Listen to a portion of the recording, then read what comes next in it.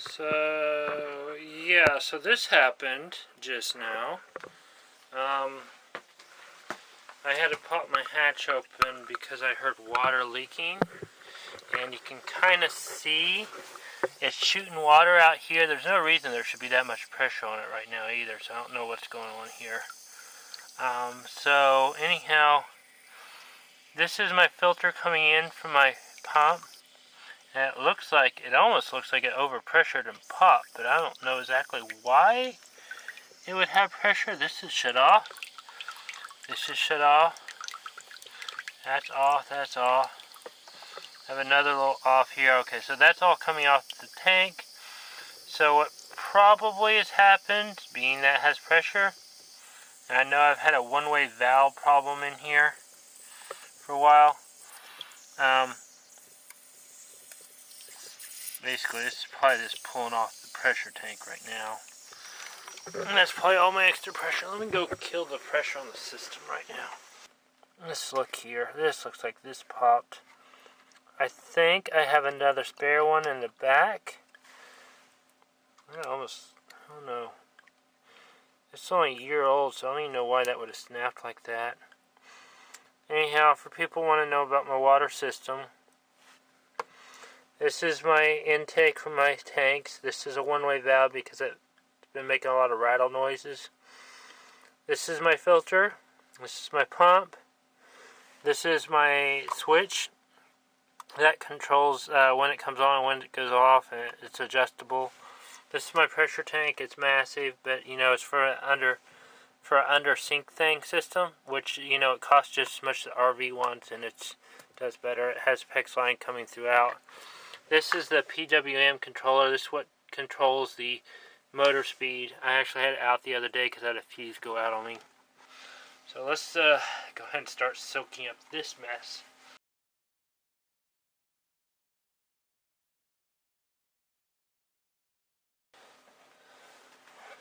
Can't really do much about it tonight anyways, but let's look how far I've got that. So, yeah, let's see. I'll show you. So, back in here, there's some of that pond liner back in there too. And it kind of stops. I got a little leak there, but I think it hasn't made it that far. It must have just started. I have a small leak on my water faucet. That's gave me fits before, and that's been my latest leak. It's been getting worse lately too, so this may have something to do with it. I don't know. We'll pull it apart and see.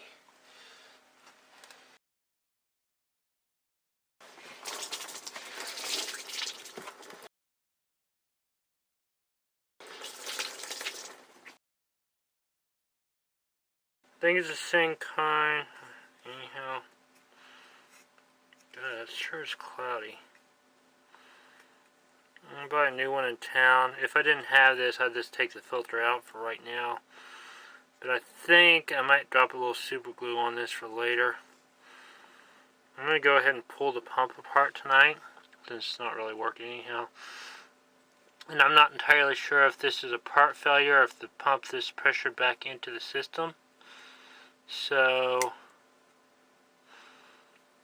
probably a part failure, judging how this one's lasted so long. If I didn't have one of these, I'd just pull it off at the connection point down there. You can kind of see it kind of down there. I just pull it off there and go that way. But I'm going to go ahead and pull the pump apart.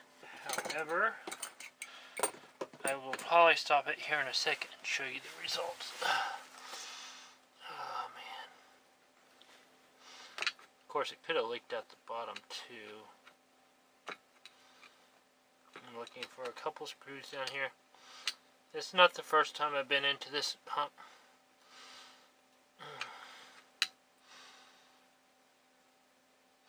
So you see the hexagonal shape on this? Supposedly, you can stick a box end socket on it and actually turn it so you can get extra torque on it. However, I think I'm going to use a pipe wrench, maybe, you know, or maybe not. Maybe I'll go actually grab me a torque or a tool for it. We'll do it this way. Now, look, that fits on there perfectly.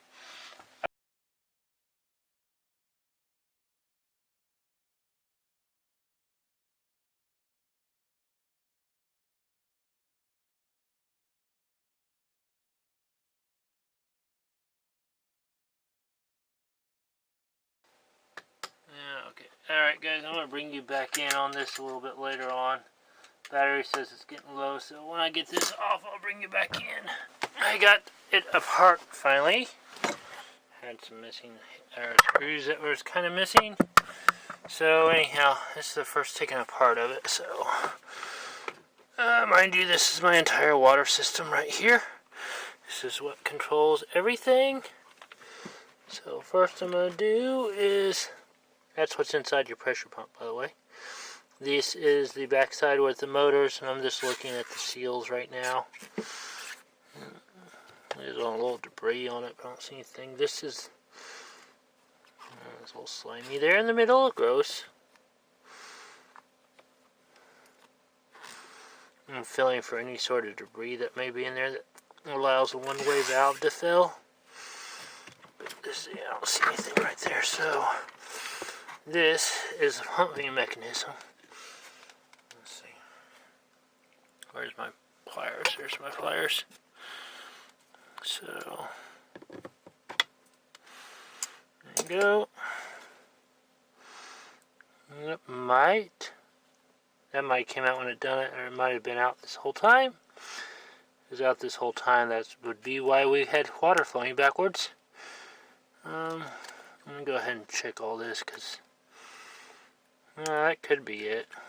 Anyhow, the water comes through here, and I think those just move up and down. Basically, what it does while moving it up and down, or I'm not quite sure. But anyhow, one of these had a little chunk right there on it, so that could have been a big enough chunk to allow it to flow backwards.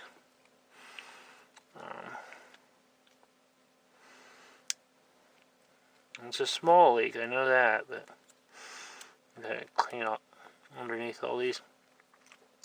One of these is the intake side, so just look. This is the intake side out here. This sits in here. This thing here, it pulls it in, and the one-way valve pulls it in here. And by those things that I think they move up and down, they have a little cam in the motor that makes them move up and down. And what it does is increase the space and decrease the space, so it acts like a little pump in here, pumping it out. And it pulls in from this side and pushes out on this side. And this is the outside that goes in. So any one of these could be leaking. I'm just going to pull each one of them out, kind of check them, feel the sides, feel the inside. I found a little piece there a second ago, so that could be it. Kind of look at them in the light, make sure there's no damage on them. They're not really that old. You know, it's only been in there for maybe a year, so it shouldn't have that big of problems. Of course, then again, I've been leading this practically full time, so the little chunks of something in there. The other thing is, anything you want water filters in the way, and I have a lot of water filters in the way, but I also, when I did my tanks, redid my tanks a couple years ago, I didn't get all the plastic out, and I've been finding little plastic chunks in here, and that could be it. Still wonder if that might be it. Anyhow. Don't see anything really major down in there. Though, the more I pull this back and look in here, that might have been an issue right there with it backfeeding the system. It might have a pressure backfeeding going over the side, because see how clean it is where I'm pulling the seal out, and how clean it is here, and how much gunk is right in there. I bet that's what it was. I bet that was out this whole time. Now I'm going to do something gross. I'm going to clean this out with this, and see if I can get that crap out of there, and then I'm going to shove this back in there.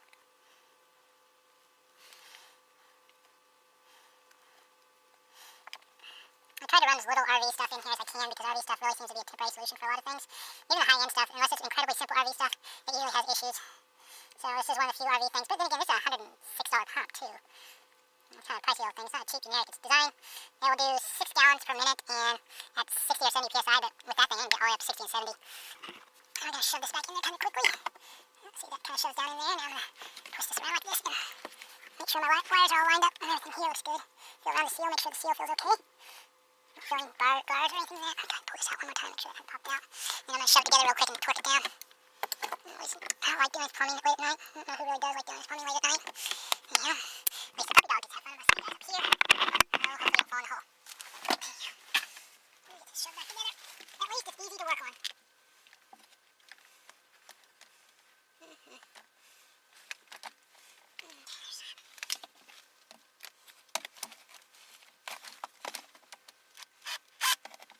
Say that you don't have this problem in the house, but really you do. The same problems that you have in an RV, you have in a house.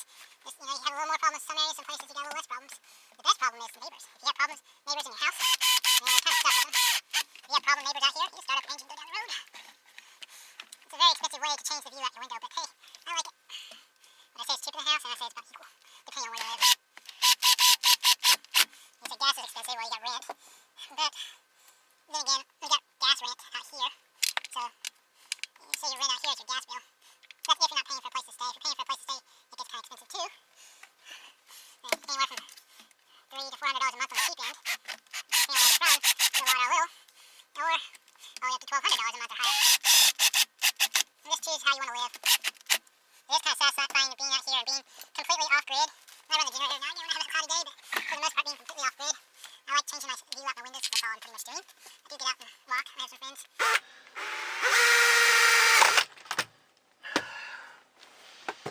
I don't really like these nights when this happens, but this is way better to happen at night than in the morning.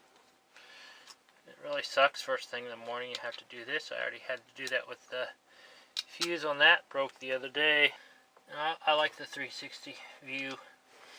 The 360 view is kind of awesome. It's this cool.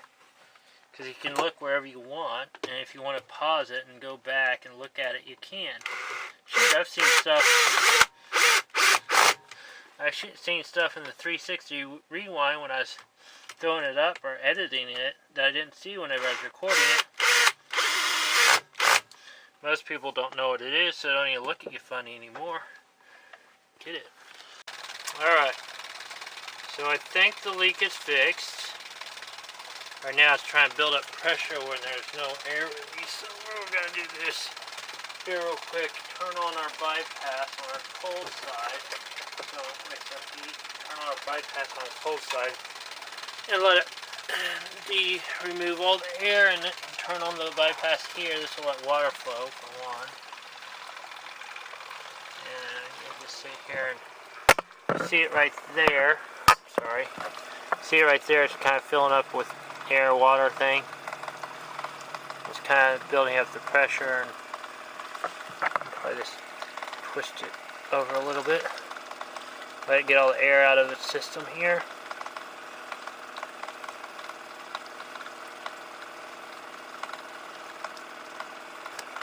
And pull it up so we can still see it and do a visual check. There's not much air in there anyhow right now.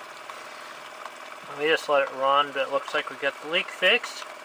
I don't hear any of that clicking on this, but we'll do that, see what it does if we shut off the water pressure.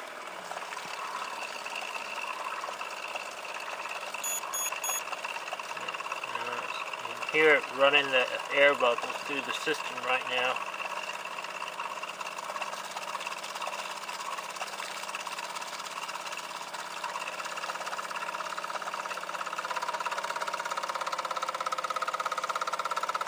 Hear that clicking. And see, this is that PWM control.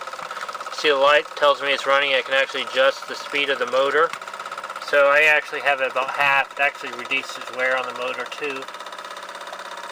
But all my switching, so this controls when it comes on and off. My low pressure cut on and my high pressure cut off is in here, and then it goes to this, and this controls the... Anyhow, that looks like it's working. It actually sounds better too. Kind of hear it. It's running. Now it clicked on. Running. Alright, well, I'm going to get this cleaned up now, and you all have a good day. And, you know, the nice thing about an RV water leak thing, you can at least do something about it. Anyway, bye.